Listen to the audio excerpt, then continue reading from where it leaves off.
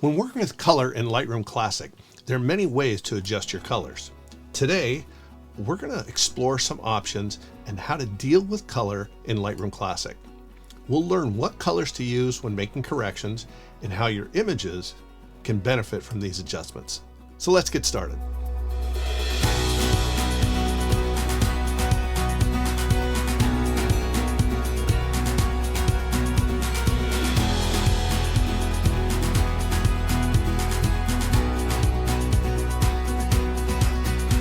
Hi, I'm Terry Vanderheiden, professional photographer, leading you today as we move through more tutorials on Lightroom Classic for beginners.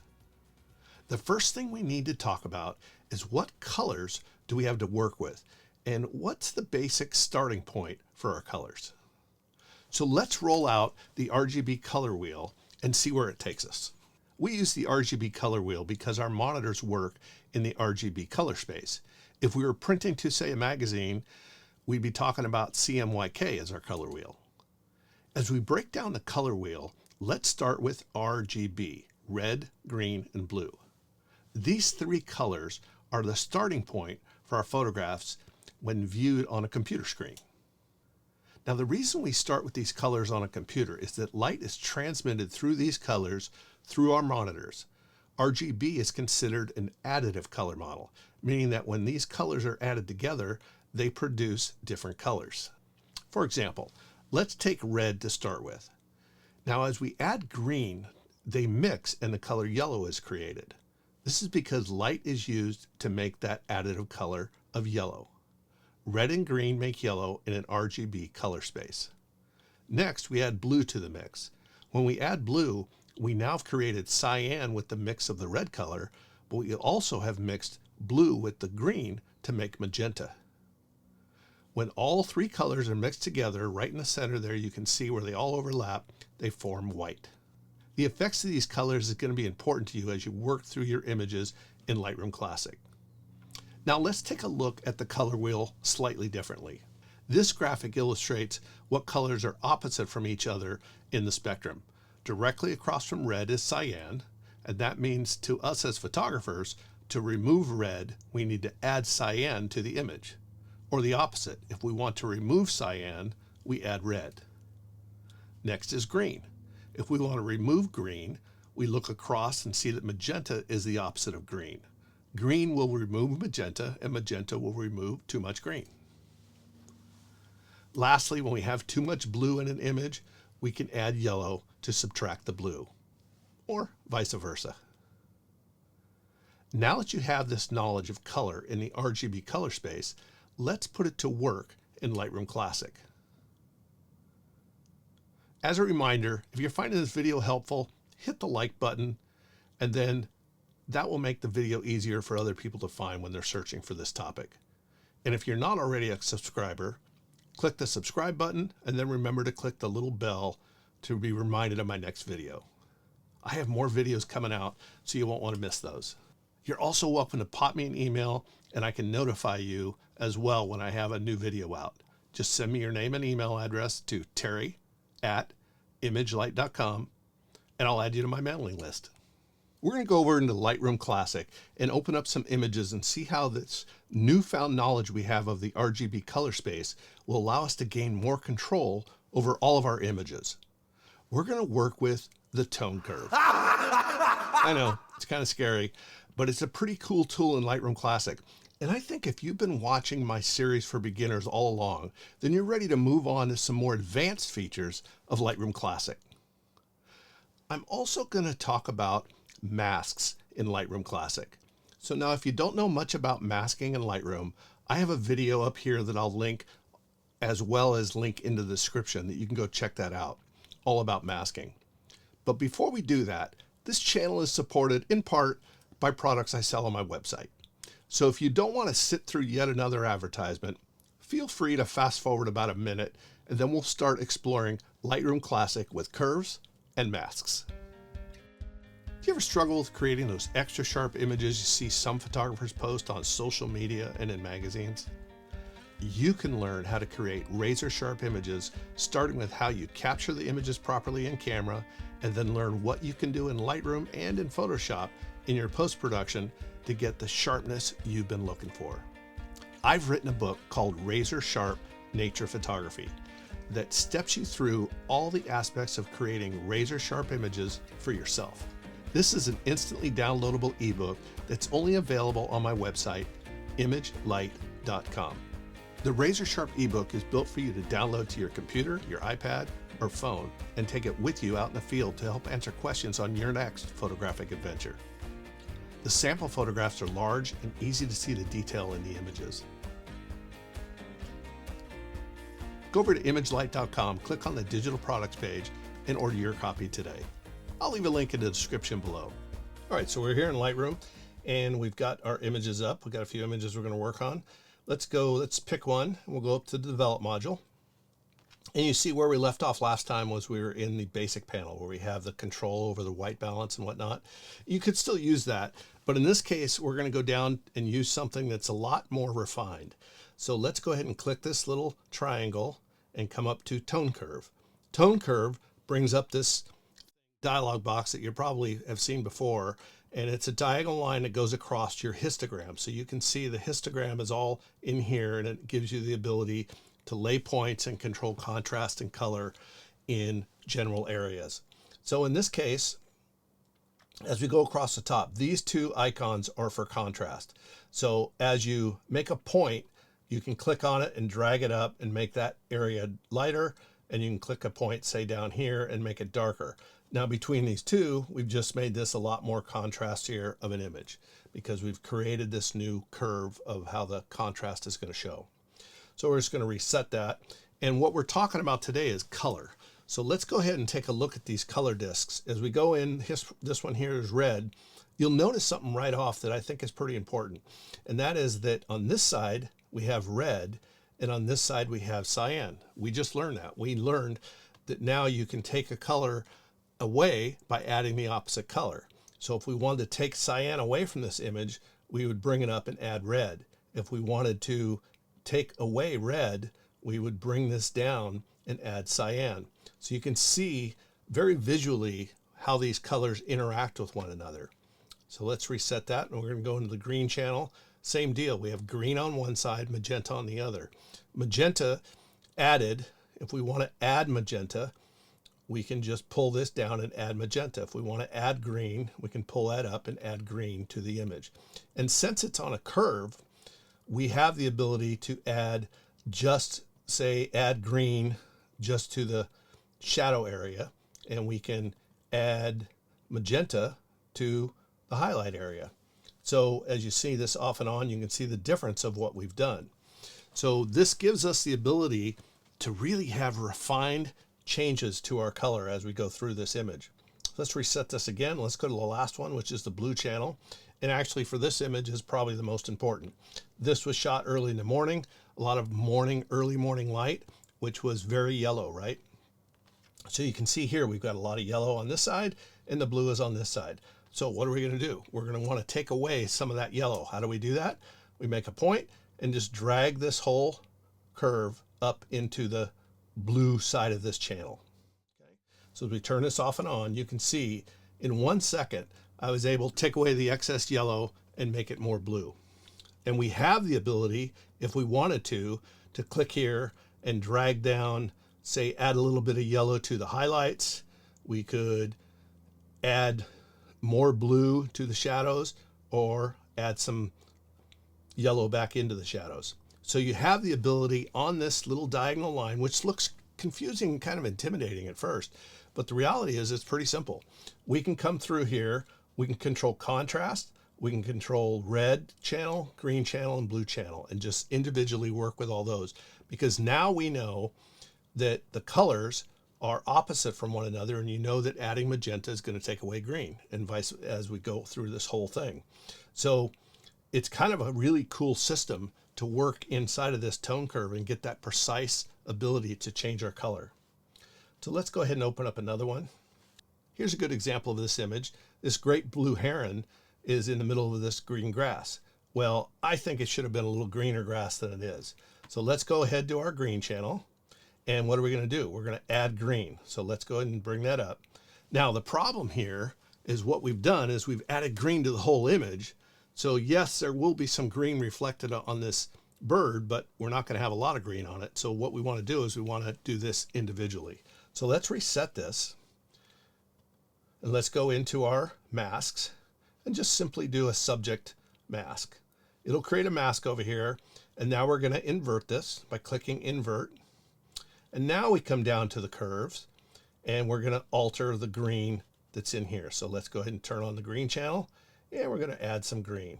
Now this is going to be extreme for YouTube so you can see what I'm doing, but you can see here we've added a bunch of green to that part of the image, and that's just all the grass area.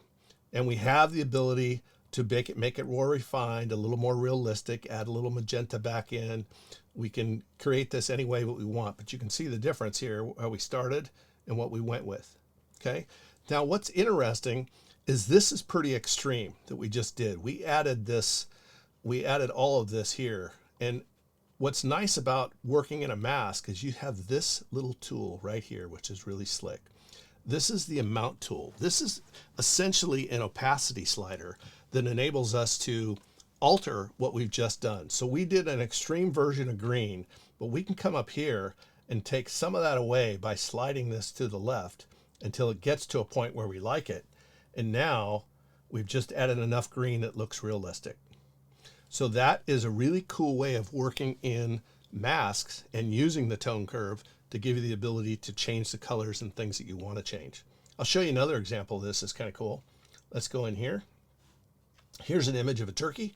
And what we're going to do first is we're going to go into the tone curve and just make a few global changes. And what do we see first off? First off, our contrast isn't great.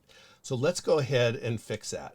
We're going to click right here and drag up. That's going to make the lights a little bit brighter. Then we're going to come over down about here and we're going to bring that down and create a little more contrast on this whole image.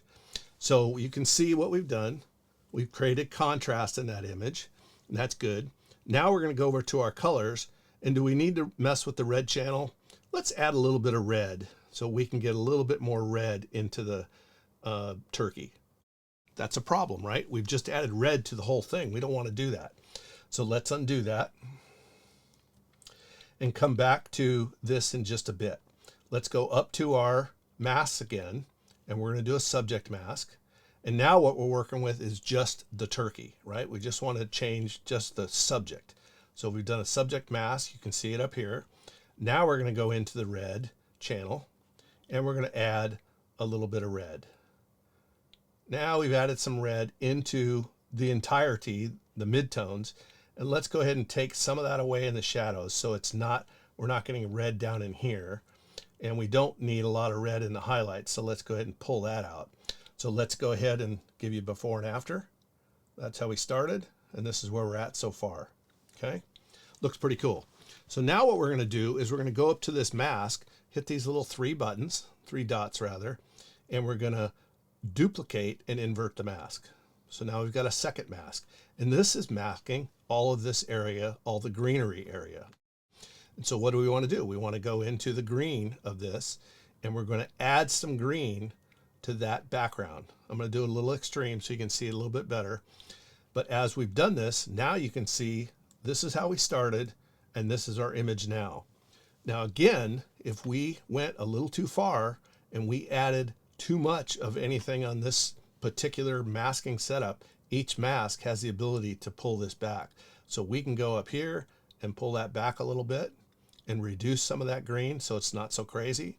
And we can go to this mask and we can reduce that if we want, or we can make it even more intense than what we worked with. So this gives us the ability to have a slider of opacity on each of our colors that we add to an image. So as you go through your images and you're working through your images, you have the ability to have control over these images, not only in contrast, but you also have the ability to control each individual color area. So we go to develop and we go to the tone curve. And in this case, we look at this and we make an assessment. We say, well, he's got a little bit of green reflected here. So let's go to the green channel. And instead of adding green, we're going to remove green, which is adding a little bit of magenta, right? So we add a little magenta, and that's going to be the difference in making this image look a little more realistic. See the difference? So don't be afraid of the tone curve. Don't be afraid of the tone curve. It's something that's simple. It's there for our use, and we're able to go in and adjust our colors in a more refined way. Now, this is not something that you're going to probably do in a global standpoint. You're not going to be doing this for every image, but once you start narrowing down the images that you want to work with, you then can go in, take the tone curve, and work with each individual image as you go and create exactly what you're looking for. So it's really a pretty cool tool to understand and know that it's at your disposal in Lightroom here. So lastly, what we want to do is we want to look at, we're going to come in, let's go ahead and reset that image completely. As we're looking at these images, we have the ability in this tone curve to control our contrast and control our colors. So we have all that ability right in front of us. One of the things that this has, if you're not sure of what color you want to work with, is this little tag button. So as we click on that, this comes over here and starts going over the image, and you can see where it's landing on the image. So we go to this pink area and you can see where it is by looking at this guide over here. Watch the button. As I move it around, that button changes. If I go up here to where there's a highlight, look, it goes all the way up to the top. If I go down here into the shadows, it's down near the bottom.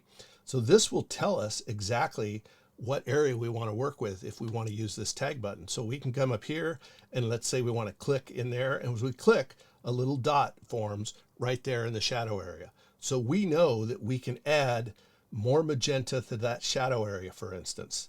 And now when we do that, it's going to affect it globally unless we right the ship and we bring this back to where it was. So now what's happening is we have just added magenta to the shadow area and not to everything else, because we're having the ability to do this on this tone curve. Pretty cool. I think you're going to like using this and use it as you want. And when you really get into it, what I find is working inside of a mask is a great way to go. So we can go into here, reset, and let's say you want to do like a global change to your image. Go into the masks and then click brush, and make sure you have no feather on this brush. Make sure it's a hard brush.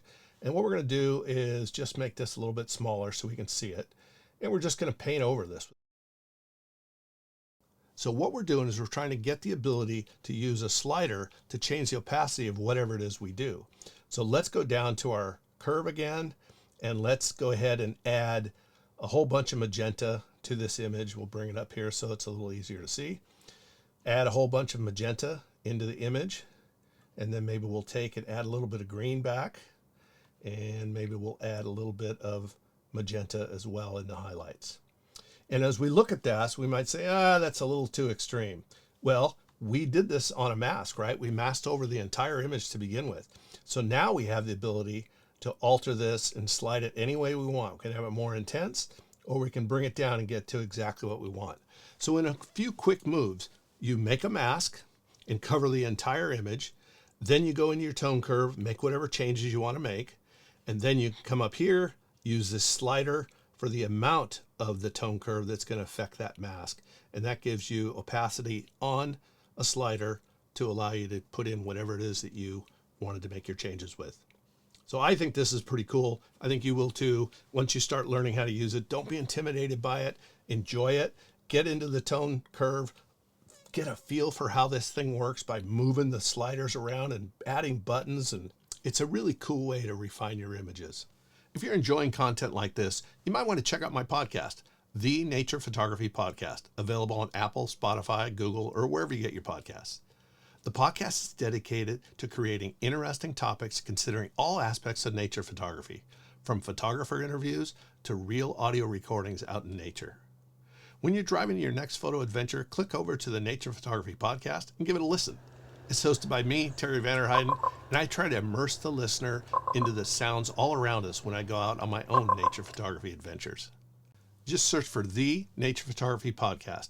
Remember to include "the" in the beginning and look for the Flying Eagle logo. You took a big step this week into the world of color in Lightroom Classic, learning what colors to use when you're editing your images, how to use that intimidating tone curve feature. More tips to come, and thanks for watching and sharing my videos when you can. Until next time, this is Terry Vanderheiden.